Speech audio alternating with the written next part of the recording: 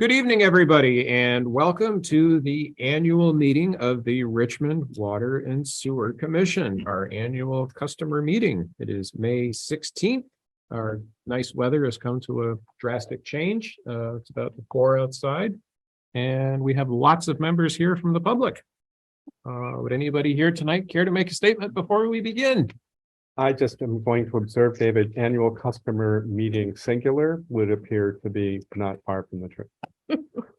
Well, you could say the fact that we don't have people here with pitchforks and rakes means we must be doing something right. We'll go with that. It's true. Yes. Doesn't look like we have anybody non-town related virtually. Okay. Let's get right to it. So welcome, everybody.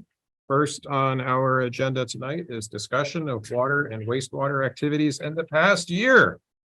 As you all know, we have had a very storied year. Josh is about to tell us all about it. Well, I do have a summary. It's not extremely long, but I tried to hit some of the highlights. So in the fall of 2000, and this is included in the packet too, for anybody following along at home. And it was discovered in the fall of 2022 that fluoride levels were too low in the water system. Levels have since been brought back up to the proper mandated levels. Water and wastewater superintendent Kendall Chamberlain resigned in the fall of 2022, and Alan Carpenter has been appointed as the interim water and wastewater superintendent. In April of 2023, we had to hire Simon Operations Services to provide a licensed operator for the wastewater treatment facility, as we had a 6-month grace period after Kendall's resignation for Alan to fill in, but Alan has not yet gotten the full license for wastewater. So we, after that 6-month grace period from the state, hired Simon Operation Systems, and they've been here since April of this year. At town meeting, we had a successful bond vote for the planning and engineering that has begun for the water line replacement project on Tilden Ave and parts of Bridge Street and Cochrane Road. We also hired Hoyle and Tanner to conduct the 20-year wastewater facility evaluation. This work has started. We've got a site visit scheduled for May 24th, which will be the really big kickoff, big walkthrough of the wastewater treatment plant. And they will start their study with the influent pumps at the top of their list to move on quickly. In the last 6 to 8 months, water and sewer staff have worked through several failures of critical equipment and acted quickly to resolve the situations. Some of the highlights include replacing of the failed influent pump, repair of the septage pump, repair of the pump station, constructed steps to provide access to the digester, and installation of check valves for influent pumps. Thank you, Josh. That was a nice recap. Any questions from the board? Was the steps OSHA approved? Technically, not actually, but they are to code. Okay. They're better than what we had there. As opposed to the pallets that were stacked up. Oh, The pallets were not OSHA approved, No. so we are much further along. Any comments or questions from anybody joining us virtually? And go ahead.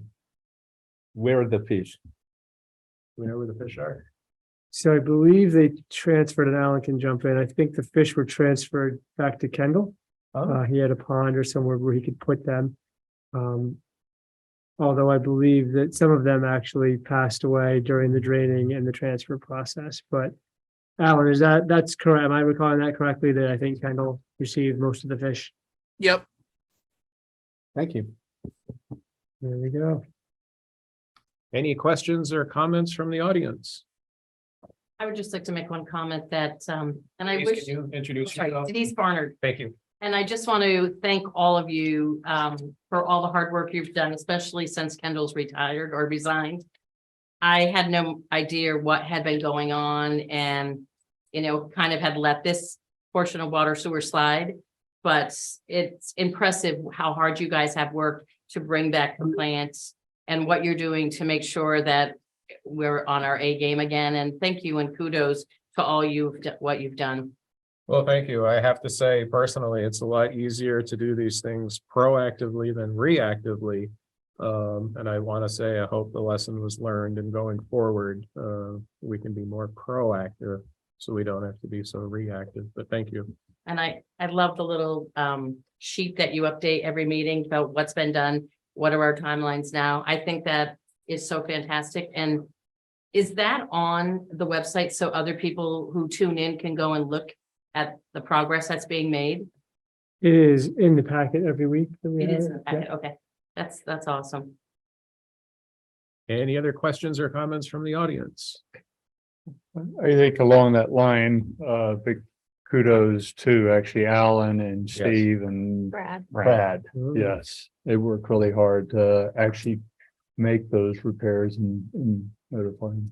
We do owe our staff a huge thank you. They were in the uncomfortable position of beginning conversations and with some real fear that a lot of their comments were not going to be well received.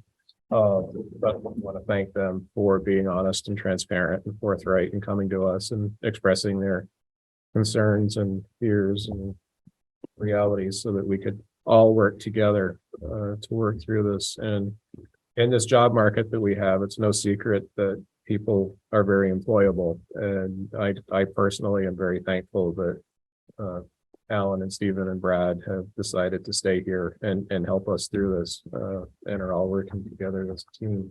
That's huge. Any other questions or comments? Okay, moving forward. Josh, do you want to discuss upcoming projects? So a few of the highlights that we're looking forward to in fiscal year 24 is conducting the 20-year wastewater facility evaluation by Hoyle and Tanner, as I mentioned previously, getting underway shortly and will take a few months into the new year. Conduct a water service line inventory with MSK engineers. Continue planning and go out to bid for a water line replacement project on Tilden Ave, parts of Bridge Street and Cochrane Road. Installation of new water meters. And then our sort of large ambiguous project is continue work on items to be repaired or replaced on the aforementioned list, including replacement of the water tank mixer, purchase of a new backwash pump to replace the older backwash pump, replace the auger liner, clean solids out of all tanks at the wastewater treatment facility, purchase new influent pumps, and several other smaller projects. So we'll talk about more as we get to the budget. Any questions or comments on upcoming projects? Maybe make a comment about, do we think we'll have the new meters in by the end of calendar year? Hopefully, I know that Alan and Steve and Brad have started to look through, and I think they have a favorite company, but I asked them to take a hard look at what are the costs, Right. so we make sure that we're justifying the choice of that company as well. Mhm. And I don't even know where they fall as far as cost. Right. I think they looked at qualifications, and now we need to figure out, is that the right decision, and come to the commission for that, and then as soon as we have that decision, we can start to order things. Right, thank you. So sorry, I don't have a more precise timeline, but I think it's Well, trying to sit with them and make this next step happen. yeah, I mean, you've got to decide on, there's costing and then selecting, like, even if there's a favorite, making sure that they are the qualified and the best. So it all takes time. Yeah, and they've had no shortage of things to occupy their Right. time with. But I know that they were working on getting to that retreat and seeing vendors, and there's a few things that popped up, so we need to refocus on making a final decision and recommendation. Thank you. And there are a couple of moving pieces with the meters. It's been brought to this commission's attention that over time, meters accuracy tends to drift, and it's been estimated that some of our meters could be off in customers' favor by up to 20%. Another issue is our meters are old, dumb meters. There's a lot of duplication of staff time reading the meters, inputting the data, generating the bills. So we're intrigued with the newer smart meter technology that would erase a lot of that duplication and streamline the process. So a couple pieces at play in that with the meters. Bart? In the meantime, is it possible to transition from like paper to tablets? So tablets entered in the field can be downloaded. That's a good question. That has been brought up several times before. To my recollection, we haven't gotten an answer on that, but that's certainly a question we should keep asking. And partly I think it because the tablet's what, $400 or something? If that, Yeah, so for a few $100, if we can save several hours of work every quarter and improve accuracy of the transcription from meter to record to billing. Yeah. Those tablets would have just like an Excel spreadsheet in them. So Right. you just fill it in each month and then download it to a computer. Yeah, that would be great if we can do that. So is that something we could ask and maybe an update at a future? So that would be an interim solution between now and when we get new meters. I'm guessing by the time we purchase and install new meters, when is it? 9-12 months from now? Yeah, we have to put it out to bid, review the bids. Well, we've already put it out to bid. We just need to make a decision still. So I think we're getting Get the closer. meters, and then they don't just go in overnight. Right. Yeah, I haven't looked into, I mean, we only have so many meters right now that even I think are electric. As far as like have a readout, and I don't know what, a lot of them, they just have like Alan can probably explain it better, but I think there's some that are literally reading Analog, like an analog tape, and there's like, is it 99 new meters, I think, Alan, that are maybe electric, and I don't know if they can be read by a tablet or not. It's an interesting. Well, question. I'm thinking literally, you walk around instead of writing on a. Oh, you keyboard, type it walk in. around and you type it in, Oh, I see what you're saying. and Okay. it avoids one Okay. element of error. I thought you were thinking an automated, I think, I don't know if they're there, but okay, yeah, typing it into like a laptop or a tablet, that might be easier, yeah. Okay. Yeah, we can talk about doing that. And I'm thinking with something, Jay, like pivot tables, one could literally transfer by account number from an Excel sheet into another sheet. and for what it's worth, there's a whole industry out there of proprietary ruggedized tablets for use in the water and sewer fields, which have Hmm. all the toys, all the tools. They're gonna be more expensive than $400, but it's impressive what they can do. Connie? I believe they already have tablets. I don't know what the capabilities are, but they got them maybe 3 years ago. I'm sure Ellen would know. Okay. So we don't need to. Only have continue, one. But we could ask. We only them have to- Go ahead. we only have one tablet technically, so Okay, Well, let's. we use it like for diamond maps and such. Mhm. okay. All right. Any other questions or comments on upcoming projects? Okay, moving on. Consideration of approval of fiscal year 24 budget and rates. So I can kind of walk through the budget and the rates from the top, if that would be helpful for posterity. What do you think, Yeah. Mr. Chairman? Okay, I don't have a polished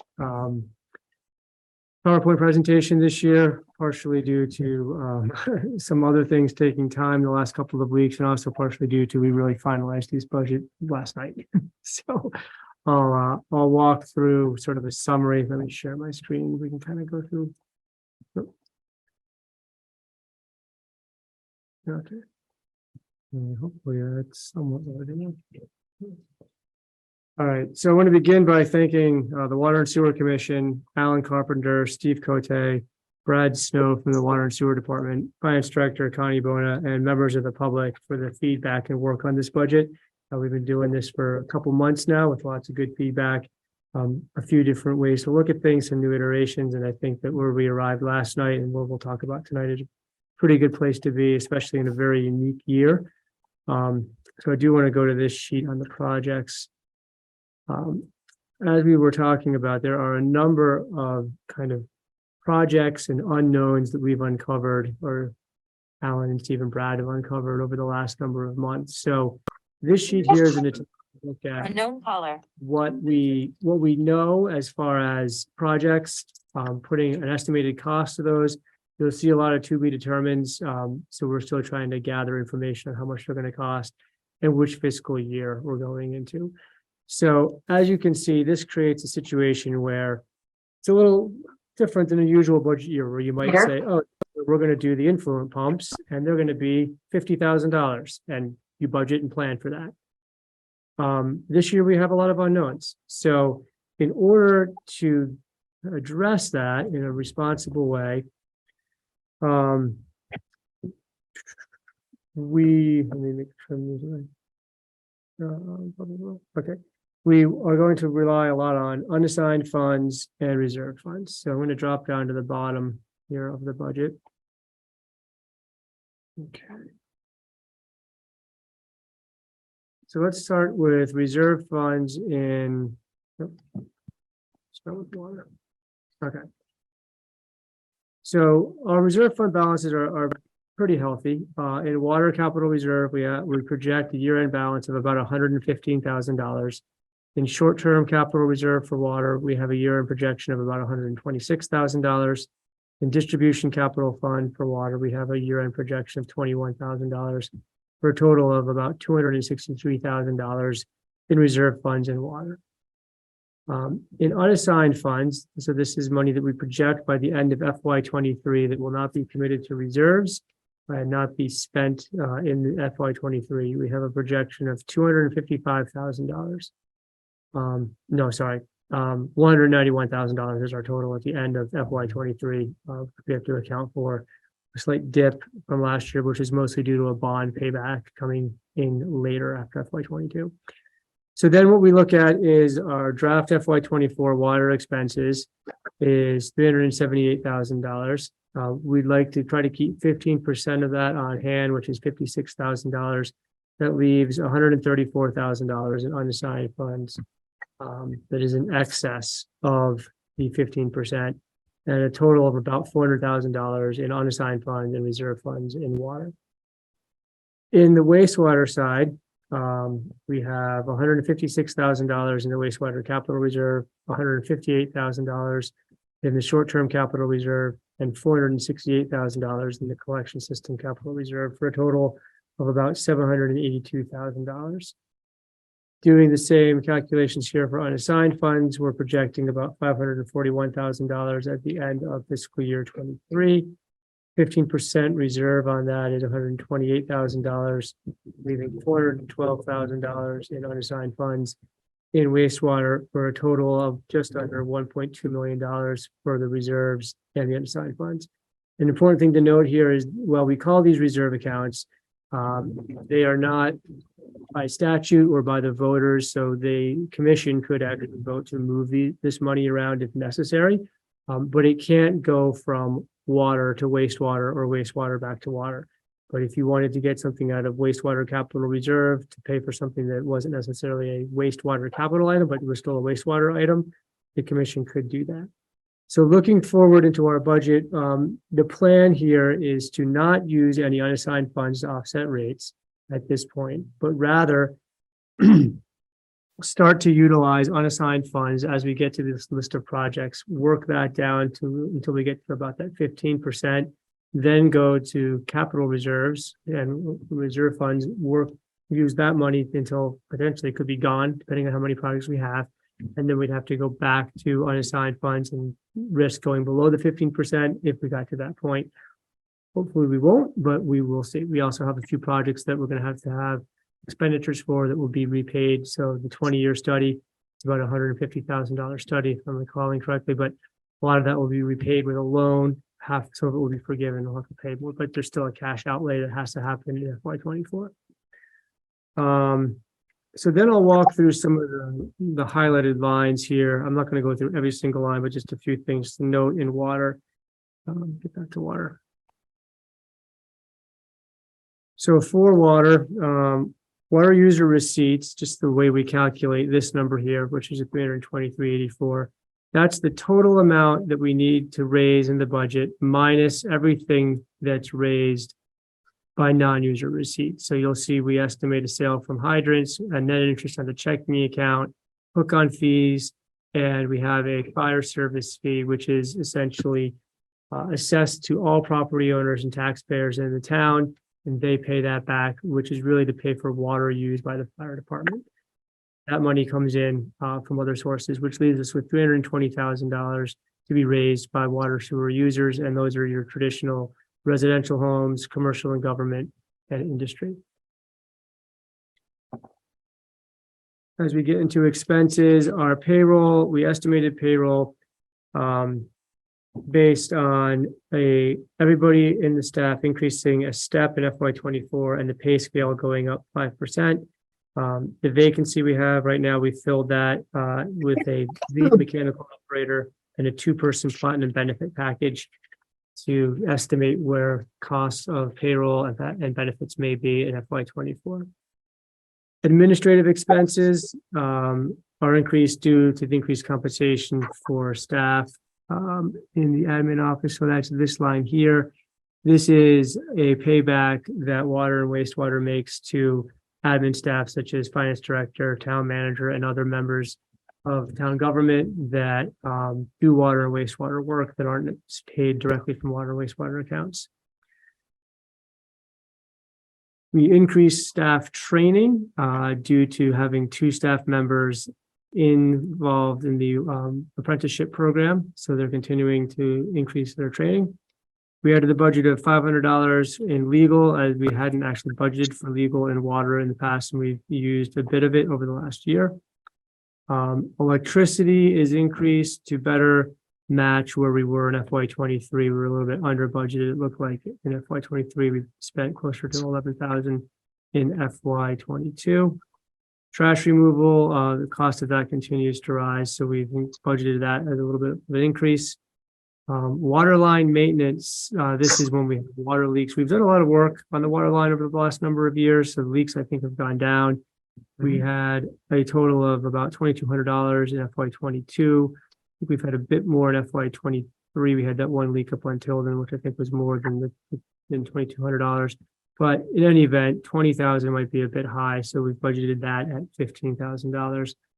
And then reserve funding, we really reduced this in this year, knowing that as we have that large list of unknown items, this is more a year to actually use reserves than probably contribute to reserves. So those lines, for the most part, have been reduced, especially in water capital reserve. In wastewater, you'll see some of the same themes. The receipts are calculated the same way that we need to get from users. However, a big advantage here is the amount of septage that we can utilize for septage revenue. As we discussed last night, we feel comfortable increasing that to $550,000, which helps really reduce the amount that we need to rely on the water or the sewer users for increasing that revenue. In the payroll, the same assumptions were used here to fill the vacancy with 5% increase in the grid, everybody going up a step, hiring a lead mechanical operator with 2-person platinum benefit package. Administrative staff expenses, same logic as the water side, that also increased staff training again with 2 operators going through the apprenticeship program, making sure that we pay for that. But electricity is increased based on the current usage. Get down to electricity. So we're noting that that is continuing to rise in FY '23. So the budget for '24 correctly, we increased that. Rubbish removal, again, similar theme of increasing prices. Biosolids disposal, that will increase. Casella, we have a contract through CSWD with other wastewater facility operators, and that contract has come to the end of its 5-year term. After an exhaustive work by CSWD, the best rate here is to go back to Casella, but it is going to be an increased rate. So actually, I've contracted listed there. So that's the disposal. So that increased rate is expected to go in February 2024. We looked at an estimated cost for that portion going forward as far as the increase, and added that into the FY '24 budget. And we also increased wastewater facility repair, noting that we will have a decent amount to repair most likely in FY '24. Wastewater chemicals are already running over budget. So we increased that again, knowing that there's likely some more cost increases, especially with sodium aluminate forecasted to increase. Biosolids chemicals is largely the purchase of polymer, and we had a 9% increase last year. We're anticipating another 9% increase this year. So we've also increased that. And on each of these, I skipped over on wastewater. On water, we added a line here for unbudgeted capital expenses on water or wastewater. And we have the similar one here on water. This line, we didn't put anything in because again, we have lots of unknowns. But as we start to repair items and we want to use unassigned funds, this is the line in the budget that we'll start to track that with, so we understand where we are. And then we can look back and see year to year, how much did we spend in unassigned funds in the previous year? And then we would continue to use reserve lines to pull out of for ones we want to come from reserve. So I'll pause there and see if there's any questions on the budget before we get into the rates. Morgan? I just, the unbudgeted capital expenses, that cell will only affect wastewater capital subtotal. Yeah, so that, this one sums up everything here. So for the budget, right now it's budgeted at 0, but we're going to use that as we go forward. So say we have the influent pumps and we want to pull out of unassigned funds. We'll, on the expense sheet, start to put that in there. And if that's 30 grand, then when you look at the quarterlies, you'll see, okay, it was budgeted at 0. Oh, there's the 30 for the influent. And then you'll see that we're overspending by 30, but that's where essentially it'll pull off of unassigned funds. And we have a similar line in water. And we'll just watch unassigned funds amount just go down with that. Essentially, and unassigned funds are really hard to like get a mid-year look at because there's so many things coming in and out, like loans get paid at different times. Right. But this will allow us to really sort of track and say, oh, okay, we're over by 30, 50, 100,000, whatever it ends up being as we go through the year. To be clear though, Josh, it also hits the total expenses down in 76, row 76, right? What's the So formula? yes, that includes this. Yeah. So for the budget side, it'll hit that. But then yes, as we start to look at the actuals, we'll have another line for actual. It'll start to total that up as well. Yeah, so my point is, over the course of this year, as we plan, our expenses could exceed our revenues, reflecting the drawdown of reserves. Exactly. Oh. Yeah, of the unassigned funds. And the other thing is here too, there might still be savings in other areas. If we're unable to hire somebody for a while, it's going to take some time. So there are a few things that could happen. As we see in every budget year, there's some ups and some downs. I was going to look at one example. What is column D, where in that year expenses were slightly higher than revenues? Actual. That's actual 22. Right. 4,000 hours. We might anticipate that figure will be larger this year, that Yeah. expenses will be more significantly in excess of revenues. Yeah. Because of that thing. Yep. Lest we get shocked by it when it occurs.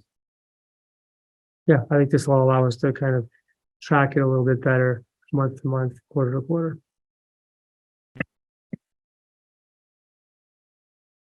I do have a question. Go ahead, Heidi. Question is on, I see for the fire service, went down, the services at the top. Any reason for that? Yeah, I was gonna get to that when we get to the rates, but yeah, good catch, because Okay. no, but I can address it now. Okay, That went down from last night's, and are you saying it went down from FY 23 or it went down Yeah. from what you saw last? Okay, so two things happened. It went down from FY 23, but it also went down from the version we looked at last night. As Connie and I looked back at this budget this morning to kind of go over it one more time quietly to make sure we caught everything. We realized that we didn't adjust fire services in the budget last week, or that we presented yesterday. It was about a $1,500 adjustment, but what ended up happening was, let's go to how fire protection is calculated. So it's 48% of, let me make this bigger. 1 second. So as the principal gets paid down, that Well, so it's 48% of the tank loan. So so this is a formula. This pulls the total tank loan in. You multiply that by 0.48% and you get to 18,098 that is paid. 40% of the gap loan, again, this encompasses the principal and the interest in two different lines, times 0.48, we get about $12,800. Then the thing that changes here mostly is the water budget. So this 378, when we looked at the budget last night, we didn't adjust this piece of it. So we actually reduced the total amount of expenses because we're reducing the contribution to reserves. So Oh, as okay. that goes down, your percentage of that decreases. So that's why we're about $1,500 less there. So you'll see a very small adjustment on the rates. It's, it went from like a 9.9% decrease to like a 9.8% decrease, something like that. It just wasn't as big a decrease on the rates because we're not offsetting as much with the fire protection. And to be clear, when we say total water budget, we mean total water budgeted expenses. Correct. Yeah. So that 378, 283 ties back to the total budgeted expenses, which is right here, which is equal to the revenue, but yeah, 378, 283. Okay. And then I do have one more question. On the chemical wastewater, so we're going up 17,000. And I know we've talked about this in multiple meetings about the cost of chemicals going up. At some point in time, this is where I think it's going to be really crucial that we know how much it costs per gallon to process that, to get a better grip on that. Are we any further ahead of getting that calculation? You're referring to septage and how much it costs to produce I am. septage. Yeah, but we're dealing with chemicals going up. Yep, and I think the bigger one, and Alan can correct me, but the polymer, which is the biosolids chemical, that is the one that I think is if we didn't have as much septage, we wouldn't need as much polymer. That one's really driven by septage. The last update we had from Steve on this is that once we get through the 20-year upgrade, there's some new metering and some new piping that we can put in place, which will really help us better understand the flow of septage and the energy and the chemicals that it uses. But right now, he's seeing that the facilities that are best able to calculate their cost of septage have that in place, and that will be one of the goals as we go through the study. Denise? On that same line, on the wastewater chemicals, I mean, I know I'm not able to get a lot of products because of COVID and there was nobody making them when we were shut down, et cetera. And it seems on our books, they're coming down a tad. The stuff that was outrageous and now it's coming down. But I'm wondering on something that large, does it go out to bid to other manufacturers? And do they shop it around? Alan, you could probably, I've never seen it go out to bid. I don't know how many suppliers there are, but it's a good question for some due diligence.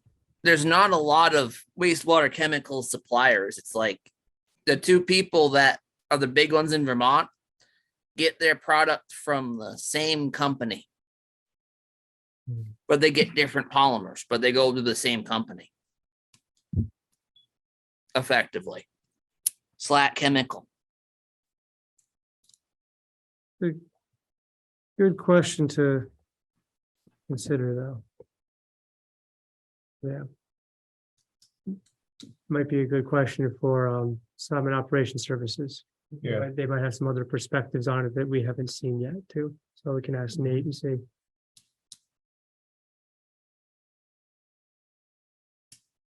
Okay. On to rates. On to rates. Okay. So I will try to do this in as least a confusing way as I can. But try to give a good overview. So we're at rates. So rates really begin with what's our budget. So here you'll see in water, we're at $378,000 and in sewer, we're $857,000. So that's the total amount of money that we need to raise from all of our various revenue sources for both water and sewer. One of the first ones that we take off is we look at the industry fixed rate, the allocated accounts fixed rate for water, and the allocated accounts fixed rate for sewer. These end up not being a lot of money, as we don't have a lot of these accounts, but we do want to make sure that we're taking these into consideration and subtracting them from the total amount that we need to raise from our core users, which are the residential, the commercial and business, and the school. Then we look at our non-user groups. This is the other items that we looked at in the revenue and the budget side. So you'll see some familiar faces here like fire tank protection, which we've talked about is down to $49,899. Then interest on checking of $6,000 in water. the big $550,000 in septage and $14,000 in interest on checking and sewer. So we add these up, we add up the total from the non-core users, and then that leaves us with an amount that needs to be raised by the users. So let's just follow with water because it's easier to use one example. So we started out with $378,000 that we need to raise to cover expenses in water. We subtracted $58,000 from that to leave us with $319,000 that needs to be paid for by the core user groups. So to start to figure out how do we assign this to the user groups, we look at previous usage from the past 12 months. So this usage runs from April 1st, 2022 through March 30th, 2023. So we look at residential, commercial, and school and figure out what percentage of water did they use. Then for water, we also factor in the fire protection. So as we talked about with fire protection, that is assessed to everybody's property tax. Well, the school doesn't pay property tax. So in order to try to be equitable to that, because everybody who's hooked up to the system is paying their water rates as well as their property tax. So they're paying for fire protection as well as the water that they use. So we add 5 percentage points to the school. So they go from 5.13% of their actual usage. Well, they are responsible for 10.13% of the budget.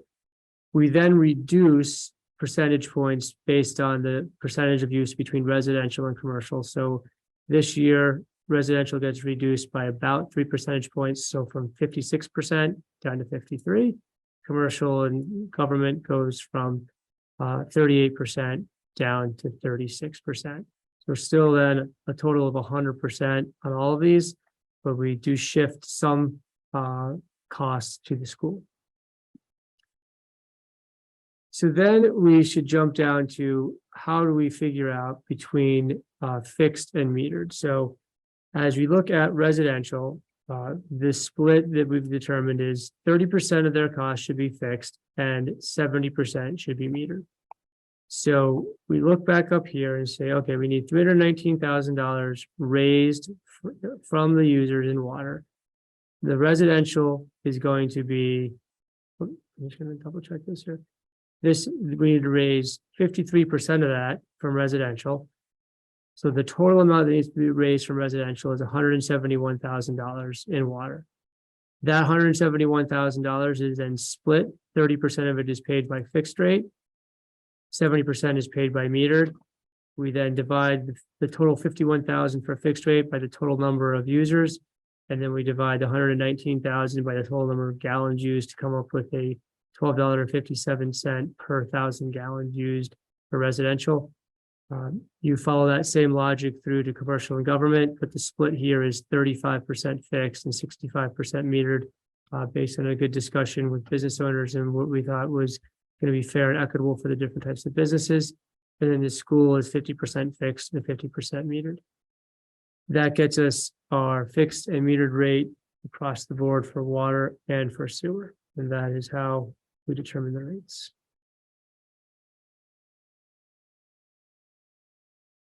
Questions, comments, thoughts? I do have a question. Go ahead, Heidi. Okay, so on the commercial, so I know we talked about 3565. What would it look like if we did 3070? We looked at Because I that know, last. yeah, that one. Yep. Let me just make sure I save this as so we can get back to the oh, and one other thing that I need now, one other thing, so we mentioned how the fire receipts affected this. One other thing that I didn't do in the meeting last night, and I'll make sure I do here, is these rates up here, and again, it's a very small adjustment, but I wanted to make sure we get it right. So whenever we change something down below, these are all basically, like you'll see, the industry fixed for the sewers, commercial government plus 15%, and these others are half the commercial and government. So unfortunately, formulas here don't work because there are lots of circular references. So I have to go back in and actually type them in. So Heidi, I'm going to make that change. Then I'm going to come up here and do some adjustments here, and then we'll get a good look at that. But that's also why I noticed some people were taking photos of the rates last night. myself included, to make sure that everything was good. But if you're comparing your photo to what we have here, it's slightly different, and it's due to the fire protection and neglecting to update those other numbers last night. So let me go back up here, and this is a little bit of a funky way. Jay, you might have a much better way to do this, being the Excel master that you are, but I kept getting circular references, and it kept telling me I couldn't do that. So what I do is a little sort of dance through here, and once I go through it twice, it gets me to the right numbers, because I think everything kind of evens out. And 135.03. And we should be good. Now everything kind of matches. So Heidi, if we do that, we are now at, and I could pull up, let me pull up what we were just looking at to see what the comparison is. This is our original. Oh, where did it go?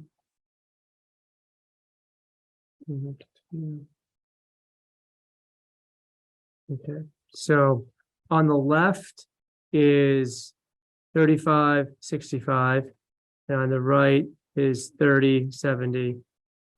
Let me know if you want me to scroll over to wastewater. We're currently looking at water right now.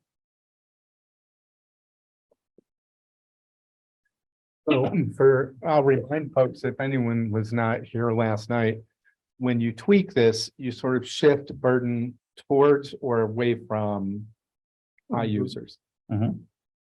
So to the degree that we lower the fixed rate and increase the metered rate, high users of any group will pay more and low users will pay less. Mhm.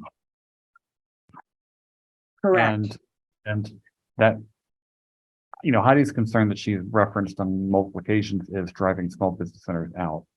And if we can reduce the hit on a small business owner, unfortunately somebody has to pay it, but what seems like a lot for a small business owner, comparatively speaking, may not seem like a lot for a large one. And I think that's kind of the impetus to shift it like that.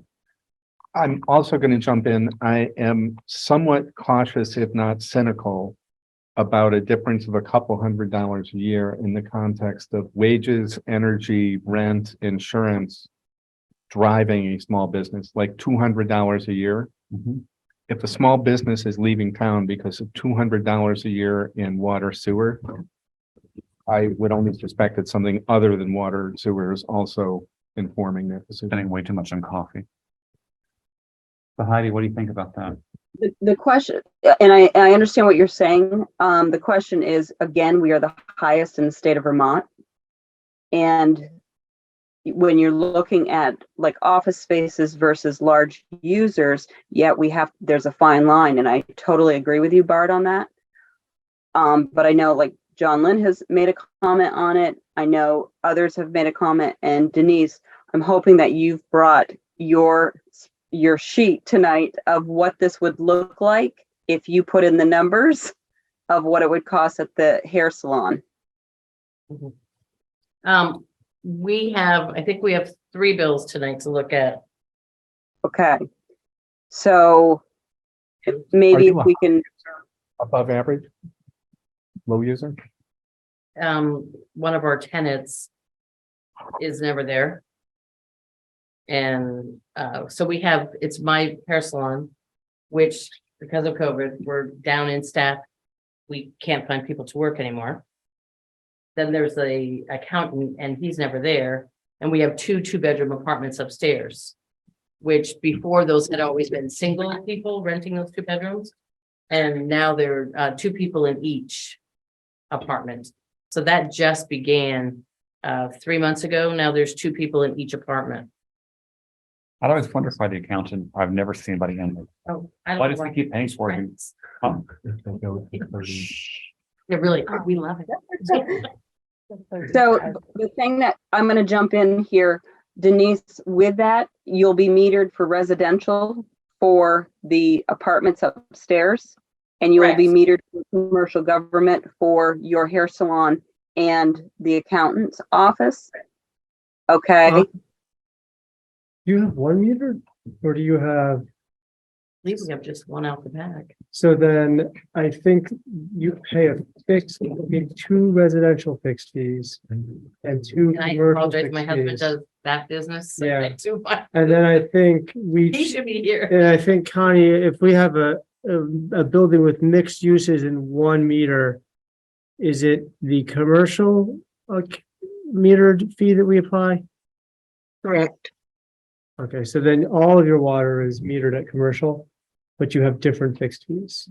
Can we just see the sewer fixed fee really Sure. quick on the 3070? On the 37, Yes, that would be. Aaron, are you gonna Thank you. present that, these here. Aaron? I can, if you want me to, yeah.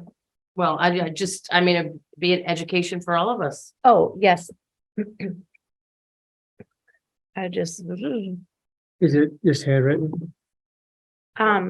I have, yeah, it is all just Well, handwritten. because if you want to share on the screen, just take a picture, email it Yeah. to me, Oh, and then you can see then I it. can just pop it up. Oh, okay. Well, Yep, the summary is Just one probably second. Oh, good the enough. summary's easy. yeah. Yeah. If this was at 35.60, This is the 3565. so you should say how much it changed percentage and dollar. So from now, we have a user that uses 16,100 gallons a quarter in their, well, that's what they used in their last quarter. And so their bill was $1,095.43. With the 3565 split, their bill would go down to $972.16. So that's 35. Connie, a question for you, or we can actually see it. What's the average per gallon use? Because it would show up in the average. 35, gallons. 65 split. Aaron, I'm just want to make sure I'm summarizing this correctly. Yeah. This is the 30/70 split of 1095. No, the 1095 is the current 4060. Oh, 40/60. Yeah. Thanks. And then the 35/65 is the 972. Yes. And if Okay. we want to do 30/70. Yeah, just give me 1 second. I was working on a different one. So I was also thinking context, if that's 16,000 gallons, what's the average user? All right. Oh, wait, do I have gallons here? I mean, I can bring up Somewhere. mine. Hold on just a sec, if you would, Heidi, while we okay. look this. Sure. We're talking commercial and government. 75, so it'd be, Yeah, we could compute it here.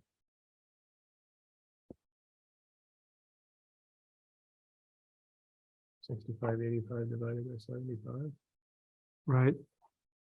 It's total used in gallons divided by the total commercials. That's per year.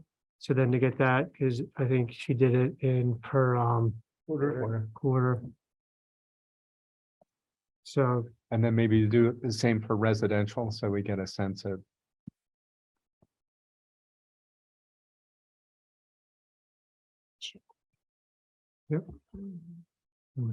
this-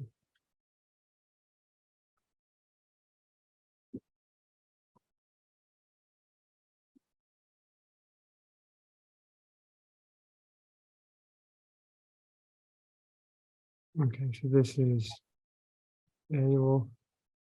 Quarterly.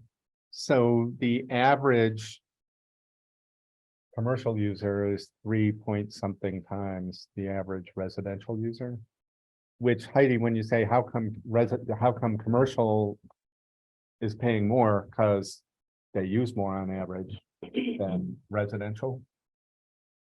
Right, but my question is, like, I'm gonna explain to you, like with Man and Machine, our quarterly is 4,600. We've got a toilet and washing hands. So for the you look average, more we're a low user. Yes, you are. You look more like a below average residential customer in terms of usage. We are below, I am actually below even some of my residential because I have those accounts too. Well, I'm looking at the number here. Our quarterly average for residential is 5,700, and if you're below that, you're below the average residential user. Right, I mean, last quarter was 3,800. The quarter before that was 4,600. Wait, were you looking at sewer or water? These are water numbers. I'm looking at I water. was looking at all of I them. combined, okay. Yeah, if you combined could it. go back so I could look at But one more thing. this is just water. I'll Yeah. make it blue so we know it's water. What color's the other one? Brown. Yeah. Oh. Yeah, we're gonna get creative. It's gonna get Or fun. yellow. A hard question. If you'll go back down for a second, so I can look at one more number, that'd be. Random. Yeah, what do you mean? Sorry. right here. Down on the rates. Yeah, perfect. Yeah, this is the 3070 still here. Yeah. That's where you want to be? Mhm. Okay.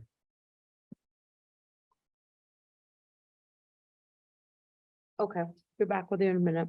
So if I'm, again, I think the issue Heidi is raising is to the degree that we make the fixed rate percentage smaller for commercial, it would shift burden from the small businesses to the large user businesses, right? Mhm. Yes, that is what, and that's why I'm asking Denise, being a larger user, how would that affect your business? I'll tell you in just a second. And Okay, Denise love. is- Or Aaron, tell me how Denise's looks.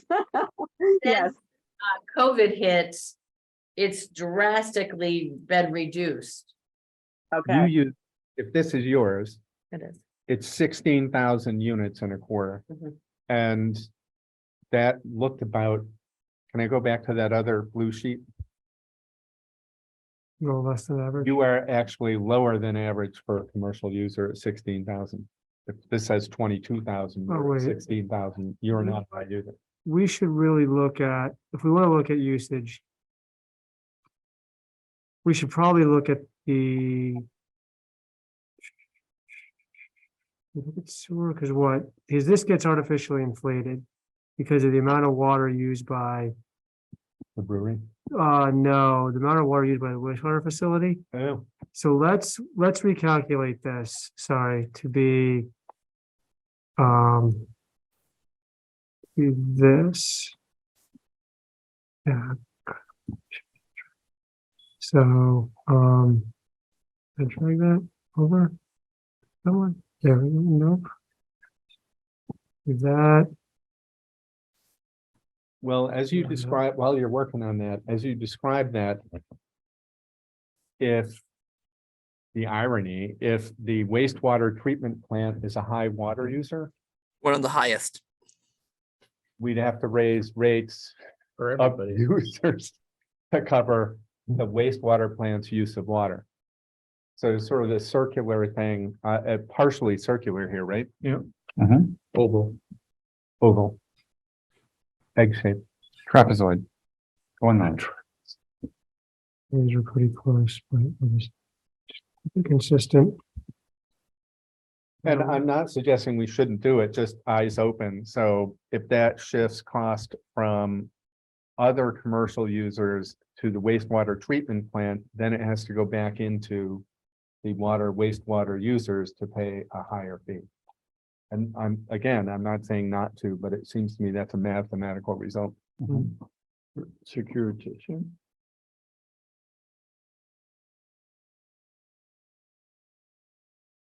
So Josh, you've revised the numbers. So commercial average quarterly is now 11,000 more or less. Yeah, so now, So back to no, Denise's looks high. Denise's somewhere above average. Right. Yep. We, at one point, we had a distribution chart showing gallon usage by customers. Customers at the bottom, if I recall, it was a bar chart. Mhm. And it kind of went like this. Mhm. That's So there were why, some high users at the far end. that's why I was wondering about a tiered system, but that's again, another, Which you brought up last night.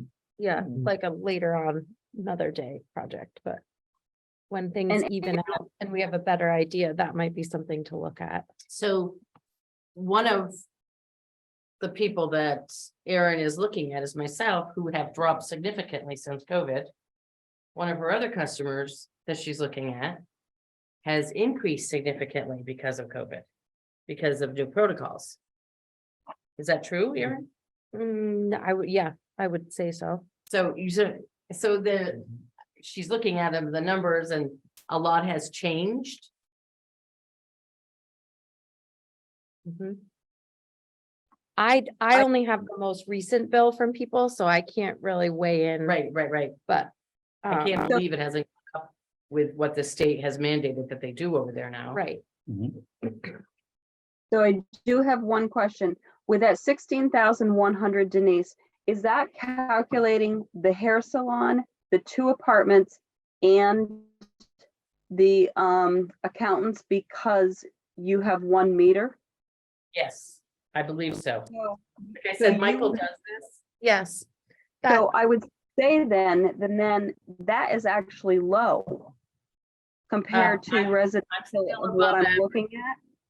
You're always above that. Yeah, Well, that's your. I should say my water use is above average, Yeah, but that's representing 4 units. 4 units, One of whom doesn't use any water. exactly, when it's never there. Except from January to April 15. 37. Yeah. Have you checked to see if he's like in there, but yes, The checks we're keep coming in for red. Absolutely, Check but show either up way. on There you go. lowering a little. It's a good Okay. day. This is- Somebody's writing a check. who's going up there? So my question again, if you've got 4 units, I mean, I have another one that has 4 units, and again, it's residential. They're roughly around 23,000 a quarter. But I mean, this Who number. is that, Heidi? One of my residential, not commercial. There are 4 units. And they're around 23 to 24,000 a quarter. Of use of water. Water, Do they pay What for are they their own doing? water? I have individual meters. So they pay for their own water? They are. I will They say, Because I Uh, metered, I don't know if you remember this, Bart, but way back, that was the thing to do because of little old ladies or older people living in the apartments, what was fair. And you want them to only be paying for what they're using versus a family of 4 or 5. So that's why we individually metered everything. yeah, I don't know offhand what my usage is, but for 3 people, my quarterly bill is something under $500. Wow. Heidi, how many people we talking in your 4 units? 10.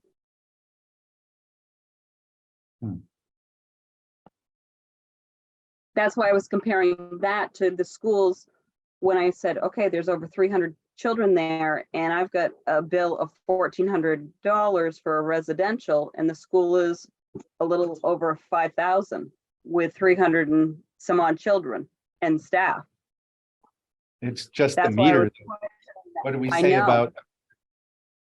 Let's assume they are not taking showers, disproportionately not watering the lawn, not washing their gardening. car, not gardening. Basically it's toilets and hand washing in the kitchen. Yeah, I mean, But again, even at my other duplex, same type of thing. It's roughly around the same water and sewer usage. The only thing I can think of is I know I have new meters. So when we're talking about the 10 to 25% difference that others may be paying once we get new meters in, but that's what they're calculating. Your I don't know meters what are to reading say about accurately, everybody else's are not, Yeah. Well, they're new. right? So there's going to be a change once we get those new meters on residential and commercial. Ellen, do we know if the old meters routinely undercount, routinely overcount, or just a margin of error plus or minus 20%? Undercount between 10 and 25%. I'm actually asking Ellen though, Heidi.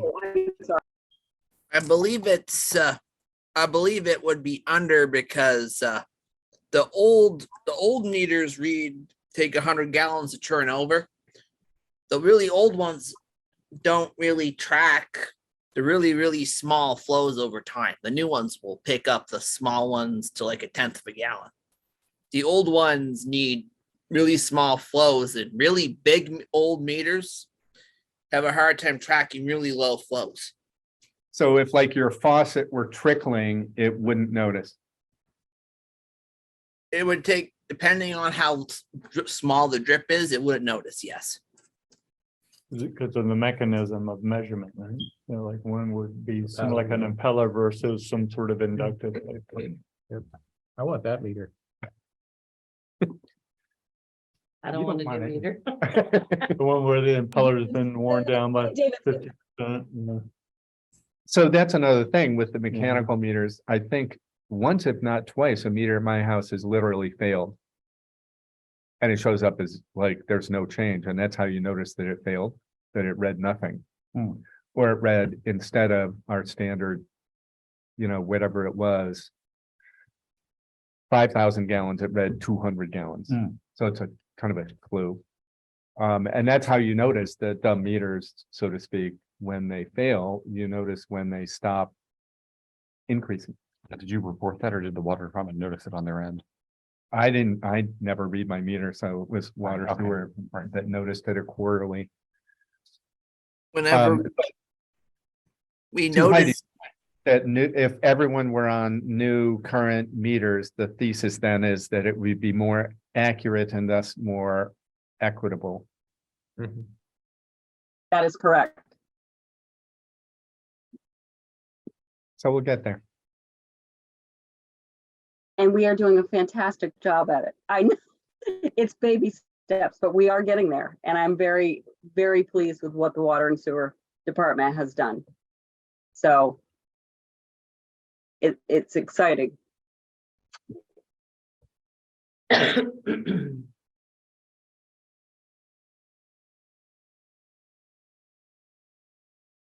I'm guessing we have a conversation now about splitting the percentage of metered versus base rates, right?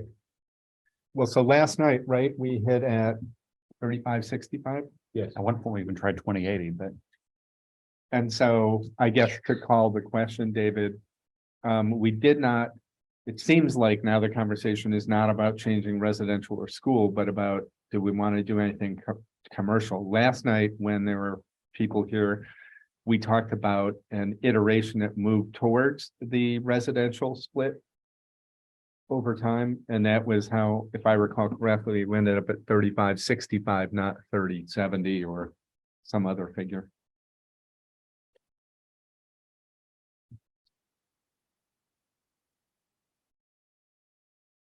The 3565 lowers people's bills lower than the 3070 does.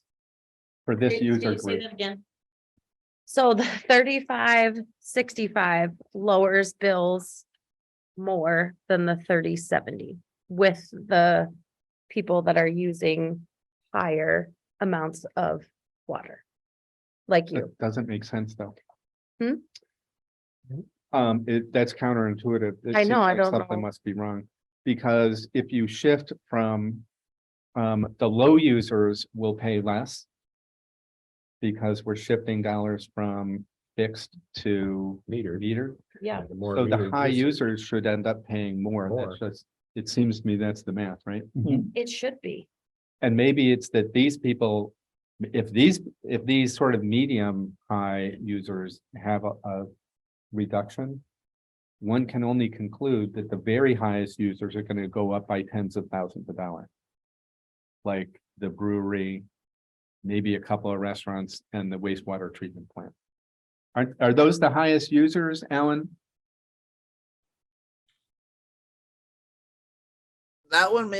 that maybe Harrington's too. Yeah. Yeah. So a handful of businesses will go up significantly. And a bunch of other businesses will go down. Denise? When are the new meters supposed to be completed? Yep. April?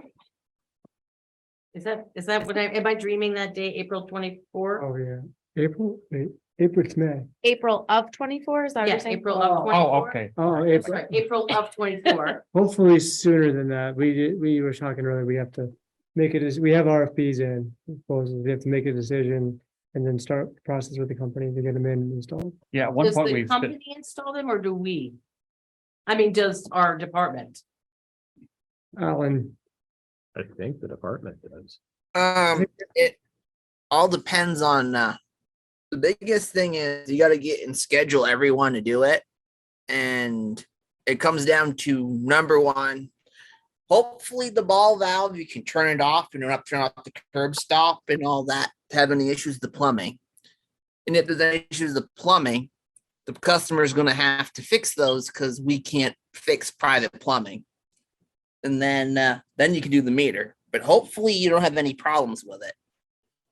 So But it's the ball valve, there's a part of the device that sits in the supply line, and then there's the actual meter that you read on the outside of the building, so there's a couple of moving parts, so to speak.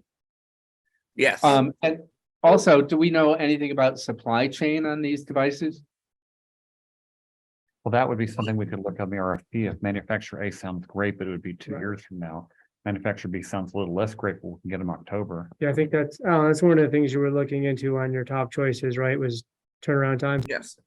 One of them, I know, they have a lot more supply and they can get it quicker. The other people might take longer.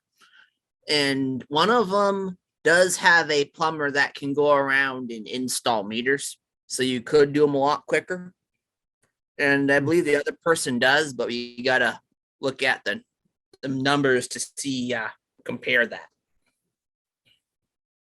What's the total number of meters? A little over 500. Well, if we go back to the users user accounts, that's Yeah. somewhere over there, Right. on the top. yeah. I think that's more for accounts. Our meters might be the last. Yeah, because Denise has got 4 accounts, but 1 meter. Yeah. So, I think- I go back to the RP. I think we had about 100 of the new model meters that might be able to just be retrofitted because they're newer, like Heidi's meter, right? 99 ones, they have 99 census ones that could be retrofitted. And then the rest of the 300 something are the old Amco, and then the Badger ones, which are like 80s painting about. So Yeah. Um, But when we put the new meters in, like Denise that has 4 accounts is gonna end up with 4 meters, correct? no, No. it's still one, because the service line is still 1 spot for a meter. Okay. Yeah. So that our would, back alley Yeah. splits off Splits each off. building. the only way to change that would be a customer to change their plumbing on their own accord. So that's not really a water department thing. It's a customer choice. You either have one meter that catches everything, or you have multiple accounts where you have multiple meters like Heidi has set up, depending on what you want to do.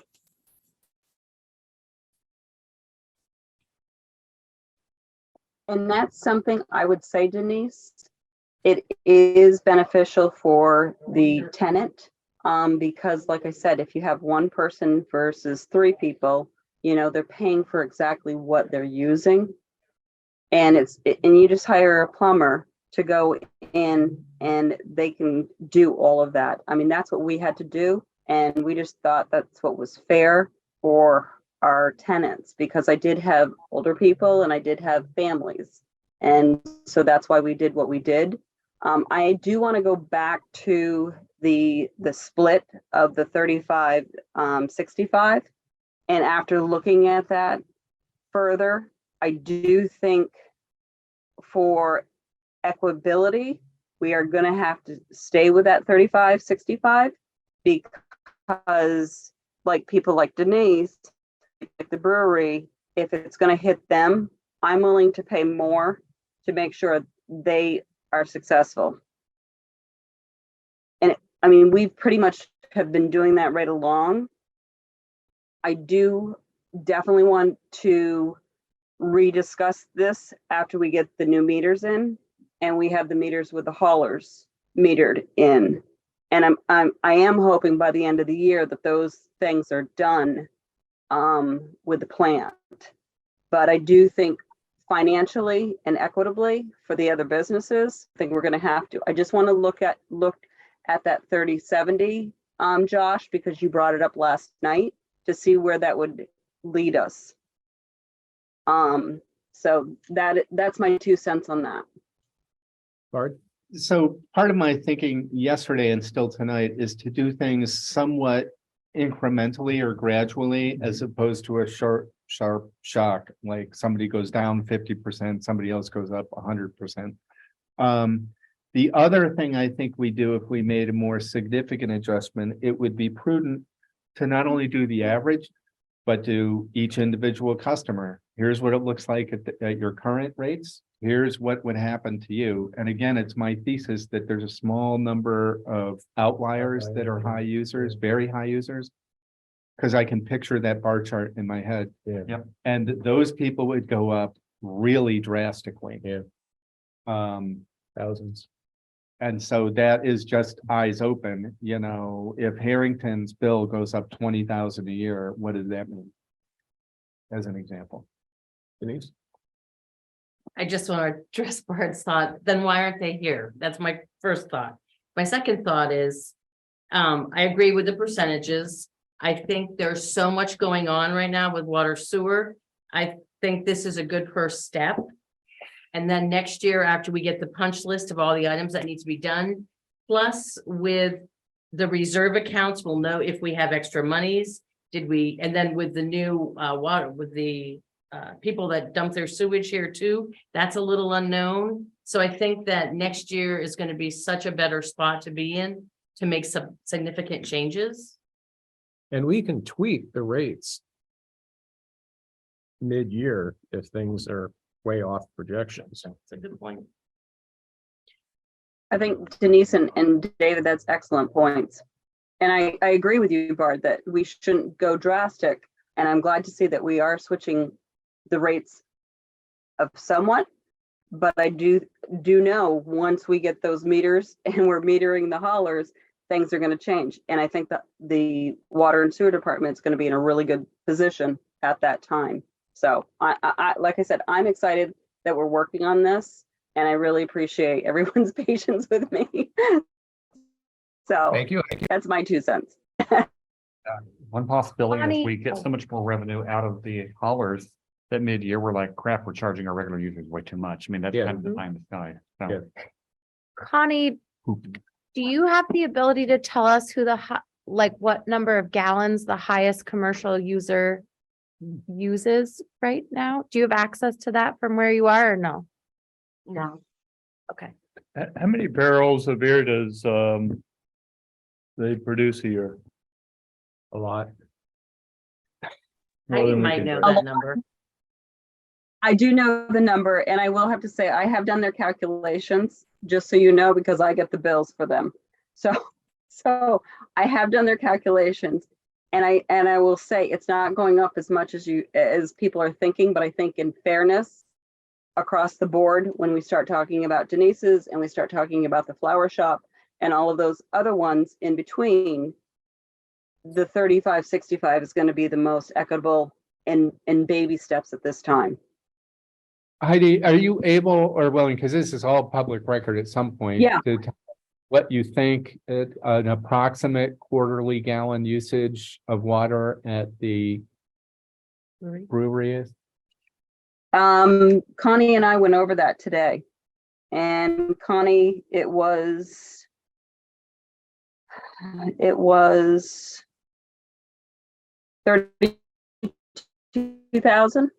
32,052, correct, Connie? A quarter? Quarter. Quarter. For water I- and sewer. For water, they're separate for sewer. 32,000? Yeah, Sounds low. 32. It is. And two businesses. That's Correct. Yeah. It seems low But compared then to. again, they're dumping when they do their kegs, and then they're doing their cans. So Wait, no. That's about, No, the that's water about the outside of the septic, beer. septic. The water, My God. it's a combination of in the beer, in the You- restaurant, they have a restaurant there, Right. and cleaning all the equipment, which is fairly water You intensive, use right? more water cleaning than you do in the beer. Yeah. Low. But their Yeah. sewer isn't. They're the outlier. The sewer is billed by the BOD content, not $32,000. the flow. 1,000 gallons. Right. So that's, $10, isn't it? Were you saying it So- was 32,000 gallons, Heidi, or $32,000? No, 32,052 for sewer, 104,600 for water.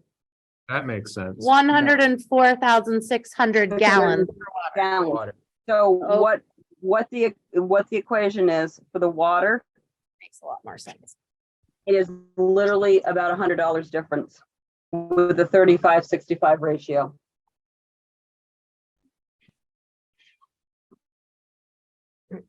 $100 a quarter? It's approximately about $100 a quarter, 120. Something is not working for me. So if a high user goes up 120 and all these average users are going down 120, the overall math doesn't seem to work for me. Something's wrong. One goes up by 125, go down by 120, in other words. That's Yeah, but that's the high users, of which there are very few. right. And all these, if you have 100 or you have 50 users saving 120 and you have 5 users spending 120, Right, clearly the math doesn't work. something's wrong.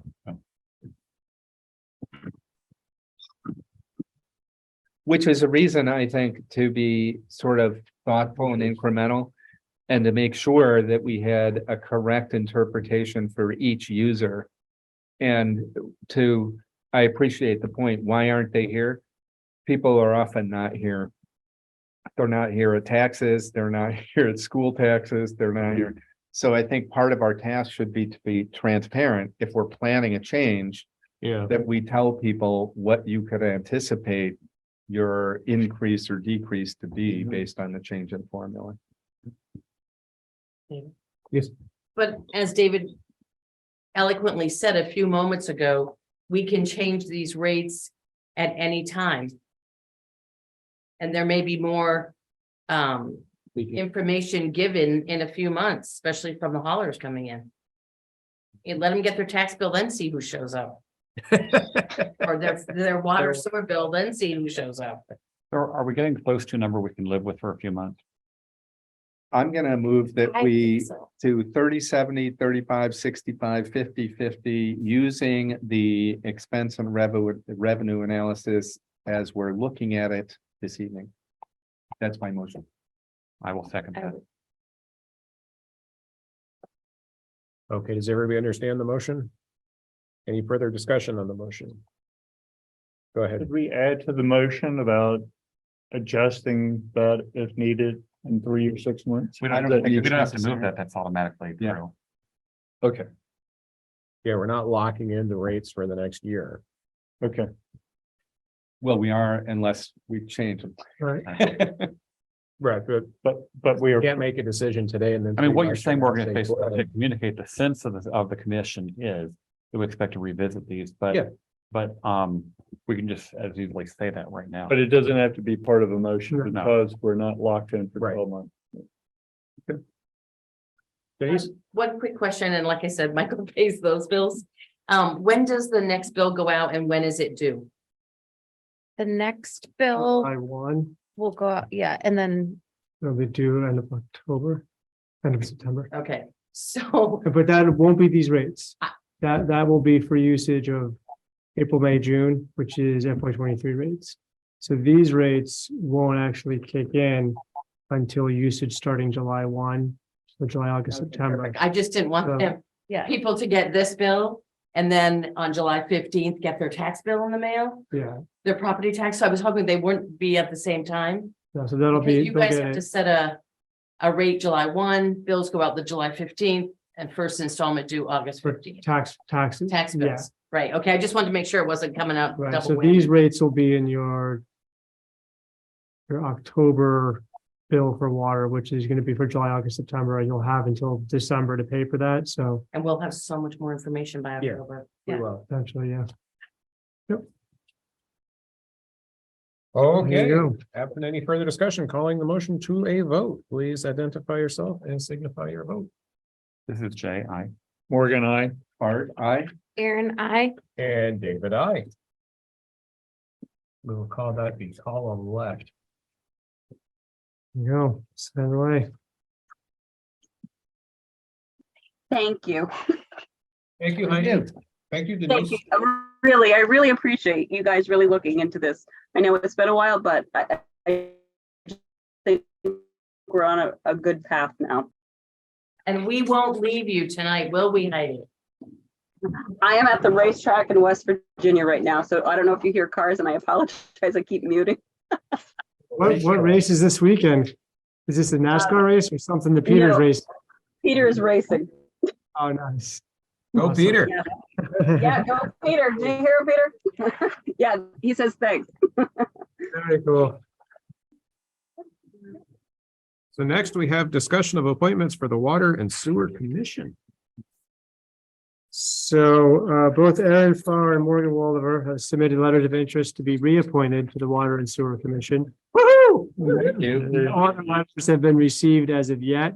The deadline for letters of interest is June 1st. The Water and Sewer Commission can review applicants and make recommendations to the Select Board at their June 5th meeting. And the Select Board will make appointments at their June 19th meeting. Awesome. Well, Aaron and Morgan, good luck. That's select boards. That's fun. I wanted to comment one thing about that. This is not when we would do this. This is ahead of time. We don't actually appoint officers until the first meeting in July, if I recall. But Josh has expressed to me that it's not really commonly done for the select board chair to be the vice chair of the Water and Sewer Commission. David has been stuck doing this since 1963, apparently. I would just like to, and I've been badgering Aaron to think about taking power. But we're gonna need to have a chair and a vice chair. And the three of the select board members are not desperate to do that. So just as a general point of discussion, Morgan and Aaron. Congratulations. Wow. Fight amongst yourselves. So just planting the seed. Jay is just planting the seed, not a decision tonight, but just. Unrecorded TV. Well, no, I mean, we have all of the rest of 2 weeks of May, all of June. There's plenty of time for you to change your name and move to like a third world country. Like New Hampshire? Well, one of the things people ask all the time is how much work is it being the chair? And that depends. It does depend because it's how much time you want to put into it. Right. Between water and sewer meetings, Josh reaches out to the chair and to some extent the vice chair about the agenda. If we need to meet with somebody, the chair would be one of the people meeting with them, but the homework for the members is almost the same regardless of whether you're in that chair or not. The biggest responsibility is just you speak for the Water and Sewer Commission if there's a question like a reporter's calling up trying to manufacture dirt because we're not fluoridating the water. But that would never happen. That would never happen. And you gotta obviously chair the meeting when the time comes. The vice chair is basically there in case the chair takes a bullet. Right? Or the But chair's this out year, of town. outside of NPR, VPR, CNN, NBC, CBC. ABC, CBC, AP, NRA. Vermont Digger, Times Inc. So, Outside of those reporters, I had no contact. with so the press. just to observe though, it is, as Josh mentioned early in tonight's meeting, it's a very unusual year. A typical year is much more mechanical. We just did the most difficult and sometimes contentious issue of rate setting. Mhm. And then in between, we will have, this is so reliant on water sewer department staff and Josh about. So it's not like we're staffing this or setting schedules or making purchases. So a lot of this is the oversight and advice. Sometimes there are policy issues, occasionally things have popped up. Oh, can we give scholarships or rebates to people of low income? That's just one that's popped up a couple of times and is fraught with mechanical and like procedural challenges. So those things come up, but a lot of it is pretty routine. A typical meeting is pretty routine. We look now at the water sewer quality reports. We say, are there any issues? How's it going with the work on the treatment plant? Have there been any leaks, any news from the system? Oh, and if there is a leak in the middle of that, you get called first. Not true, for the record. And the other thing I'd say, if you have any interest in, this is, for those who might be interested, this can be a sort of experiential predecessor to select board experience, because you get used to running meetings, doing some of that work, So if you aspire to higher office. such as it is. Oh, Denise, Two questions. First, how often does your board meet? twice a month, first and third Mondays. Okay, always. And you meet every month regardless? Okay. The second question, I've always, like, we have one meter. We pay it and pass it on to our tenants. But I always kind of like infuriates me that we pay the bill, we're responsible for it, we have to pay the repairs. But if there were people here tonight, we don't get to vote. Because I'm an owner, but I don't live there. Is that a town of Richmond charter thing or a state of Vermont statutes annotated? I think it's because of the distinction between being a municipal organization and a utility. So you think it's in the statute? Well, and I think to be clear on the budget and rates, it's the commission that votes. None of the Right. customers vote. Is But if other people had been here tonight, you They could could've have voiced told their- me I can't speak, correct? Why would we do that? What town do you live in? I live in Richmond, But you're the, but I don't live in the building. no, but you're the property owner. You're the property owner. Yeah. So you, And you live in You're the Richmond. account holder. so you're the property owner, right? Right, oh, So, totally. so you could actually be on the commission. Because the way the commission, yep, no. Okay. I don't think he's going there. But Yeah. that's it. It's property owners, Why? I customers.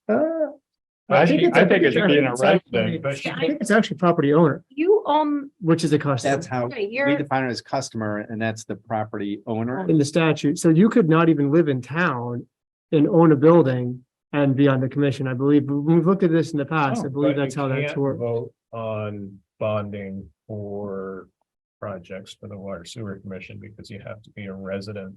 Right. Yes. Then you have to be a legal Bond, voter, right. whether you're, Okay, so that's what it was. whether you're a user or not. So I live on Cemetery Road, I can vote on the water bond. Right. Because it is a because town. you're a resident. Because I'm a resident and it's And- backed by the town. Exactly. So similar example, you could own a property in Burlington, you pay all sorts of stuff. You don't get to vote on anything in Right. Burlington because you're Right. not a resident of Burlington. So what I'm hearing you say, I can vote on anything that concerns it because I live in this town, plus we own a building in this town. Well, when you say, It's gonna building in the district. But if you move your home to Florida, Right, you no longer, you would still get the bill and be responsible Right, for but I your would have no building, say. but if you're a registered voter somewhere other than Richmond, Gotcha. you would not. okay. you can't vote, and the only thing that the people really vote on in water and bonding. sewer is bonding that I Yeah. can. Right.